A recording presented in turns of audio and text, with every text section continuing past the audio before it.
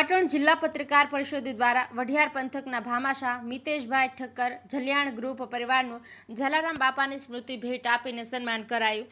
તાજેતરમાં જ પાટણ જિલ્લા પત્રકાર એકતા પરિષદ દ્વારા યોજવામાં આવેલા કેમ્પમાં સહયોગી દાતા મિતેશભાઈ ઠક્કર, શૈલેષભાઈ ઠક્કર જલિયાણ ગ્રુપ હારેજનું પાટણ જિલ્લા પત્રકાર એકતા પરિષદ દ્વારા સન્માન કરવામાં આવ્યું હતું। અંબાજી ખાતે યોજાતા ભાદરવી પૂનમના મહામેળામાં પાટણ જિલ્લા પત્રકાર એકતા પરિષદ દ્વારા દાતાઓના સહયોગથી મેડિકલ સેવા કેમ્પનું આયોજન કરવામાં આવ્યું હતું।